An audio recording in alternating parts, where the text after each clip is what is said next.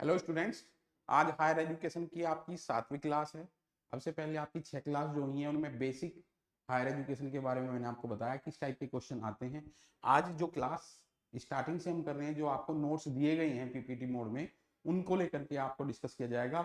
अगर इस तरीके से आपने मेरे साथ क्लास की तो आपकी सभी यूनिट यहाँ 100% कंप्लीट होने वाली हैं। स्टार्ट करते हैं बेटा क्लास 7th आपकी यूनिट 10 हायर एजुकेशन। जैसा कि पहले मैंने आपको बताया था कि आपके क्वेश्चन यहीं से ही बनने शुरू हो जाते हैं बेटा जी, कि हायर एजुकेशन से ही क्वेश्चन यहाँ पे आपका क्वेश्चन पूछा जाता है लेवल ऑफ एजुकेशन। तो कितने लेवल हैं आपके एजुकेशन के, आप देखोगे तो यहाँ पे हम प्राइमरी, सेकेंडरी एंड टर्जरी सेक्टर की हम बात करते हैं। जब हायर एजुकेशन की बात करते हैं, स्पेशली यूनिट 10 की बात करते हैं, तो हमारा फोकस जो है यहाँ 10 12th प्लस को लेकर के होता है। इसे हम टर्जरी सेक्टर भी बोलते हैं, विमर्शी लेवल भी बोलते हैं और चिंतनात्मक स्तर भी बोलते हैं। क्या बोलते हैं बेटा? चिंतनात्मक स्तर। तो अगर आपसे क्वेश्चन पूछा जाए कितने लेवल हैं, तो आपके 3 लेवल हैं बेटा। अगर आप यूनिट 1 की बात करते हैं, टीचिंग एप्टीट्यूड की बात करते हैं, तो इसी के पैरेलल क्वेश्चन आपका बनता है एमएलटी, यूएलटी एंड आरएलटी। ये आपके 3 स्तर हैं टीचिंग के। तो हायर एजुकेशन के साथ साथ टीचिंग को थोड़ा कोरिलेट करके चलूंगा, यहाँ पे आपको वो सभी क्वेश्चन क्लियर होने वाले हैं। तो टर्जरी सेक्टर की बात की। अब एक दूसरा क्वेश्चन आपका बनता है टाइप ऑफ एजुकेशन।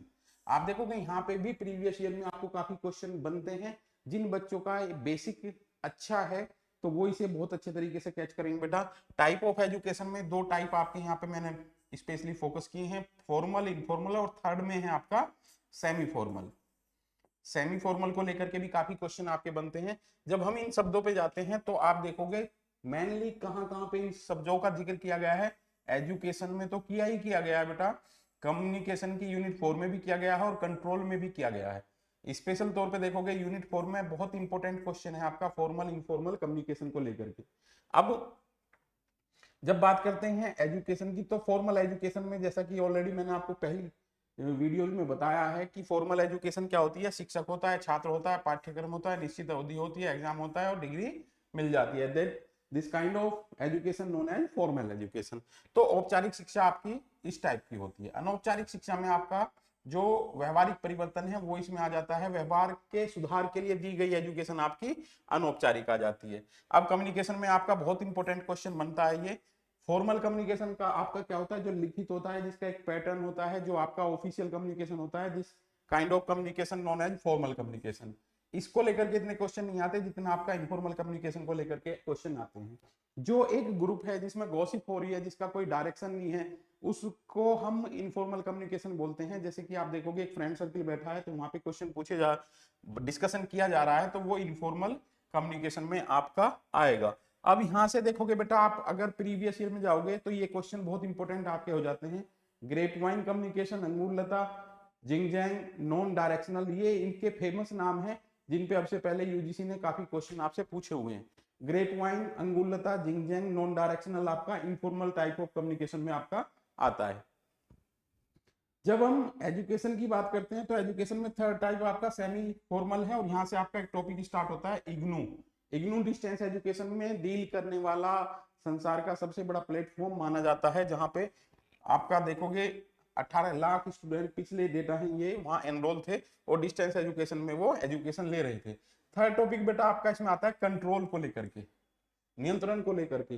सोसाइटी में जो भी व्यक्ति है वो किसी ना किसी के नियंत्रण में है। अब ये नियंत्रण किस प्रकार का हो सकता है, वहां से क्वेश्चन आपके पूछे जाते हैं।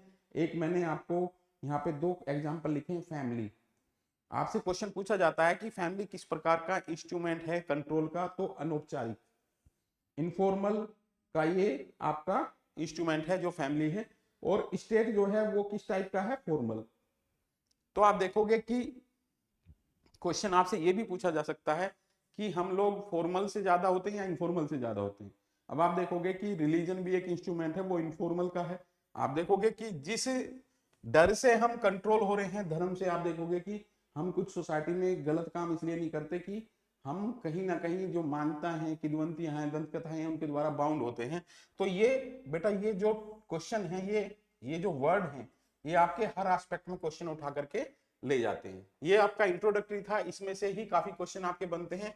स्टार्ट करते हैं बेटा। जो मैंने आपको नोट्स दिए हैं, जो भी बच्चा पेड है, जो आप ऐप में क्लास ले रहे हो, आपके पास एक नोट्स की पीपीटी आई होगी।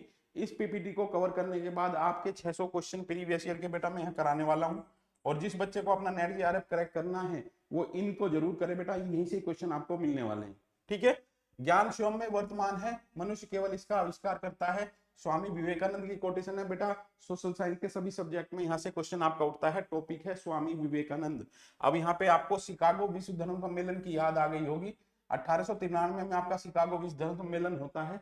125 साल इसमें जोड़ दीजिए, 2018 आ जाएगा। भारत के अधिकांश विश्वविद्यालयों में एक स्टेचू आपका 2018 में स्थापित किया गया था। किसके लिए? प्रेरणा के लिए। यहां से भी आपका क्वेश्चन बनता है। यूथ डे के रूप में आपका 12 जनवरी मनाया जाता है। इनकी कोटेशन भी आपको याद करनी है। उठो जागो और तब तक संघर्ष करो जब तक आपका लक्ष्य अचीव ना हो जाए। इनकी बुक्स आपको याद करनी है। तो बेटा अपने आप में ये एक इंपोर्टेंट टॉपिक है। और पहले के जो आप पेपर देखोगे तो उनमें ये क्वेश्चन आपका आया हुआ है, तो ये आपको जरूर करना है बेटा। इस टॉपिक से आपके 20 क्वेश्चन आते हैं और इस लाइन से आपको वो क्वेश्चंस कवर करने हैं। जब मैं प्रीवियस ईयर में जाऊंगा आपको वो सभी बुक्स, सभी वो इनके स्टेटमेंट, इनका बर्थ और इनके जो मोटो हैं, इनकी जो प्रेरणा की बात की है, इन सबको यहाँ पे कवर कराता हूँ बेटा। नंबर 1 टॉपिक आपका यही था। दूसरा टॉपिक है आपका बेटा डिलोर कमीशन। डिलोर कमीशन को लेकर के आपके क्वेश्चन आए हैं और डिलोर कमीशन आपका टीचिंग एप्टीट्यूड, हायर एजुकेशन और एनवायरमेंट सभी का ये क्वेश्चन बनता है। यूनेस्को के द्वारा स्थापना की गई है बेटा। ठीक है, इससे कम से कम 20 क्वेश्चन आपके पूछे जाते हैं। यूनेस्को आप 1980 में नालंदा को विश्व धरोहर सूची में शामिल किया है। 2017 में नालंदा को किया है, तक्षशिला को 1980 में किया है। इसके 4 पिलर ऑफ लर्निंग दिए गए हैं बेटा। और विशेष तौर पर आपका नेट जीआरएफ की परीक्षा में यहां से क्वेश्चन पूछा जाता है। Learning to do, learning to know, learning to be, ये 3 पिलर बेटा इसके हो गए हैं। लर्निंग टू लिव टूगेदर, साथ साथ रहने के लिए सीखना, यहां से आपके कई बार क्वेश्चन पूछे गए हैं। मानवाधिकार, लोकतांत्रिक सिद्धांत का बोध करना, ये बहुत इंपॉर्टेंट है बेटा। और हायर एजुकेशन में आपका जो क्वेश्चन पूछा जाएगा वो मूल्यों की शिक्षा को लेकर के पूछा जाएगा बेटा। मूल्यों की शिक्षा को लेकर के क्वेश्चन के साथ साथ मूल्यों की जो परिभाषाएं है एजुकेशन की, उनको लेकर के क्वेश्चन आता है। तो यहां से आपको डिलोर कमीशन को कंप्लीट कर लेना है। आप देखोगे कि डिलोर कमीशन की स्थापना की गई थी। डॉक्टर डिलोर फ्रांस से बिलोंग करते थे, वो इसके चेयरमैन थे। उन्हीं के नाम पे इनका नाम डिलोर कमीशन रखा गया है। वैश्विक समुदाय के सामने शिक्षा किस प्रकार की हो, इस चीज को लेकर के चिंतन करता है। इस कमीशन में आपके 14 मेंबर थे और भारत की तरफ से डॉक्टर करण सिंह ने इसमें भाग लिया है। और ये 4 रिकमेंडेशन इनकी एजुकेशन को लेकर के हैं, जिन्हें हम 4 pillar of education according to Delors commission हम बोलते हैं। बेटा ये जो आपकी पहली स्लाइड है, इसमें काफी क्वेश्चन आपके कवर होते हैं। एक एक क्वेश्चन आपका प्रीवियस ईयर में मिलने वाला है। और जो बच्चा इसे इस तरीके से हैंडल करता है, इस तरीके से पढ़ता है, तो उसको सभी क्वेश्चन आपके एग्जाम में मिल जाते हैं बेटा। नेक्स्ट चलते हैं बेटा। थर्ड पॉइंट है आपका यहाँ पे फॉर्मल एजुकेशन सिस्टम। आप देखोगे पूरी पीपीटी, पूरे नोट्स आपको इसी टाइप से मैं कराने वाला हूं। इसमें कुछ मैराथन क्लास भी होंगी, क्योंकि इस तरीके से जो हम क्लास कर रहे हैं, मैराथन क्लास में काफी आपका सिलेबस कवर होने वाला है। फॉर्मल एजुकेशन सिस्टम के तहत भारत के संविधान के अनुच्छेद 45। अब बेटा यहाँ पे मैं आपको सभी को आर्टिकल्स कराने वाला हूँ। स्पष्ट रूप से निर्देशित है कि सार्वभौमिक, निःशुल्क और अनिवार्य शिक्षा प्रदान करना राज्य और केंद्र का संयुक्त दायित्व होगा। अब बेटा संयुक्त दायित्व होगा तो आपका क्वेश्चन बनता है कि शिक्षा किस सूची में शामिल किया गया था है। तो ये बेटा समवर्ती सूची में शामिल है। 1976 में शिक्षा को समवर्ती सूची में शामिल किया गया है। और समवर्ती सूची का मतलब ये है कि जो भी विषय समवर्ती सूची में होंगे उन पर केंद्र और राज्य दोनों मिलकर के कार्य करेंगे। ठीक है बेटा, यहाँ पे आप देखोगे कि फॉर्मल एजुकेशन की बात की गई है, तो ये आर्टिकल आपको सभी यहाँ पे कर लेने हैं। आर्टिकल बारे में राज्य की परिभाषा दी है। असिस्टेंट प्रोफेसर की परीक्षा में ये क्वेश्चन पूछा गया है। राज्य की परिभाषा आर्टिकल 12 है। 21A RTE को लेकर के है, राइट टू एजुकेशन को लेकर के है। 29 और 30 माइनॉरिटी को लेकर के है। अल्पसंख्यक जो लोग हैं वो अपने शिक्षण संस्थान खोल सकते हैं, विशेष तौर पर 30 में ये जिक्र किया गया है। 45 का जिक्र आपने अभी यहाँ किया है, यूनिवर्सल एजुकेशन की बात की है। 46 भी आपका एजुकेशन को डील करता है, विशेष तौर पे 51 कै का जो 11 पार्ट है ये भी आपका एजुकेशन को डील करता है। अब 51 कै डीपीएसपी का पार्ट है और मौलिक कर्तव्यों की हम यहाँ बात करते हैं। मौलिक कर्तव्यों को 1976 में संविधान में इंक्लूड किया गया था। किसकी कमेटी की रिकमेंडेशन पर? डॉक्टर स्वर्ण सिंह, सरदार स्वर्ण सिंह की जो कमेटी थी उसकी रिकमेंडेशन पर मौलिक कर्तव्यों को ऐड किया गया था। शुरू में कितने मौलिक कर्तव्य थे बेटा? 10 थे। और 11वां जो आपका मौलिक कर्तव्य है वो 86वां संविधान संशोधन 2002 में ऐड किया गया है, ठीक है, जिसमें कि क्या दिया है? 11वां मौलिक कर्तव्य है कि किसी भी व्यक्ति का मौलिक कर्तव्य यह है कि वे अपने बच्चों की प्रॉपर शिक्षा और उनके टीकाकरण की व्यवस्था करेगा। तो बेटा ये बड़ा फेमस क्वेश्चन है आपका, बहुत से कंपटीशन एग्जाम में ये पूछा जाता है। थर्ड पॉइंट आपका, फोर्थ पॉइंट है बेटा आरटीई। आरटीई अधिनियम 2009 में बच्चों का अधिकार जो अनुच्छेद 21 के तहत परिणामों और विधानों का प्रतिनिधित्व करता है। आरटीई को लेकर के जीएस के पार्ट में भी क्वेश्चन है आपका, सोशल साइंस के सभी सब्जेक्ट में क्वेश्चन आता है, क्योंकि एजुकेशन हर नेट के जो मेन सब्जेक्ट हैं उन सब में एजुकेशन की परिभाषा को किसी ना किसी पोर्शन में एनटीए के द्वारा ऐड किया गया है। तो आरटीई का विशेष तौर पे जब जिक्र करते हैं तो 2-3 लाइन आप यहाँ पे देखोगे। 86वां संविधान संशोधन 2002 में क्या एक एक्ट लेके आए थे हम ये, अब ये पारित कब किया गया है बेटा?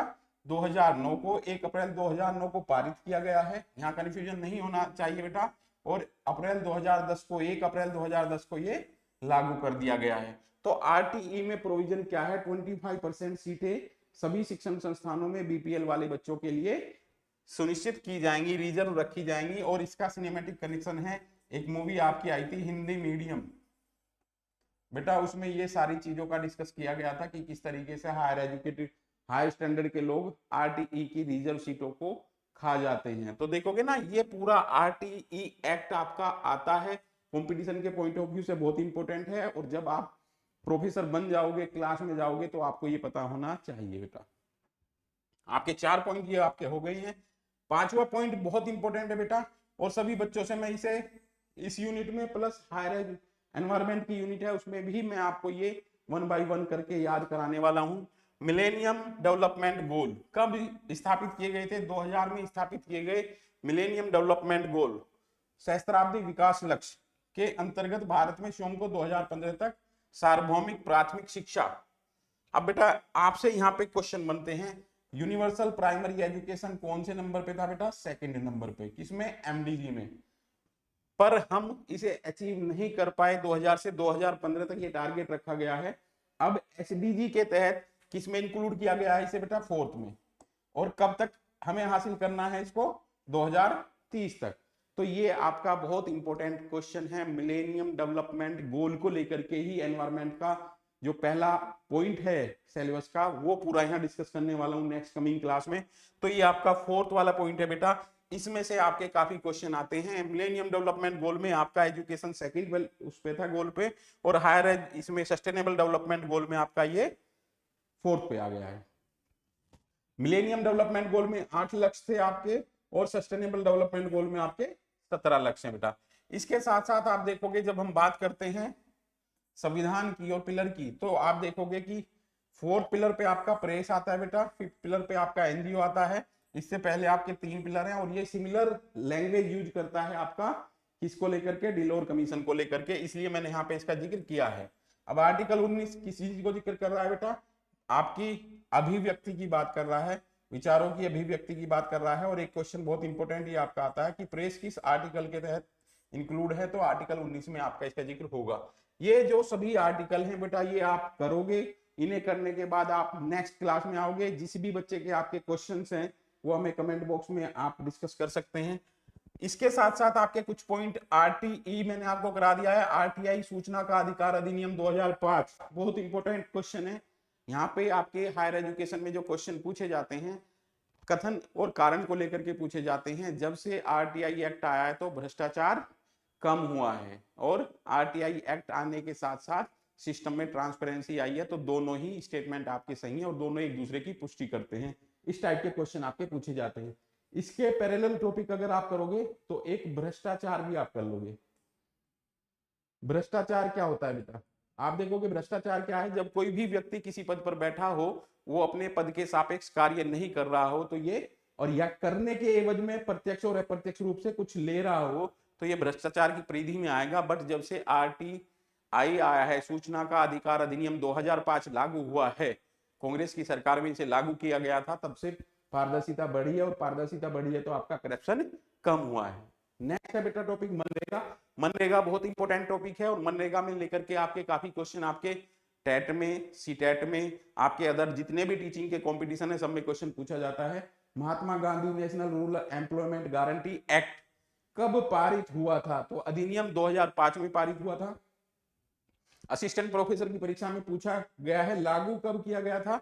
तो 2 फरवरी 2006 को लागू हुआ था। और बेटा अभी इसका नाम बदल करके जी राम जी कर दिया है। इस पे आपके आने वाले टाइम में क्वेश्चन जरूर पूछे जाएंगे, और इन सभी को लेकर के आपको डिटेल स्टडी करनी है। देखो बेटा मैं आपको यहाँ पे टॉपिक बता रहा हूँ, इन टॉपिक को लेकर के हर कंपटीशन में आपके एग्जाम पूछे जाते हैं। नेट में तो विशेष तौर पर आपको इन्हें करना ही करना है। नेक्स्ट है उज्ज्वला योजना, Beti Bachao Beti Padhao, mid day meal, ये सभी योजनाएं आपकी हायर एजुकेशन के पैरेलल आपको करनी है, और इन्हें अच्छे तरीके से करोगे बेटा। नेक्स्ट यूनिट में मैं इससे आगे का डिस्कशन आपसे करने वाला हूं, तब तक आप पढ़ते रहिए। ठीक है, जय हिंद जय भारत।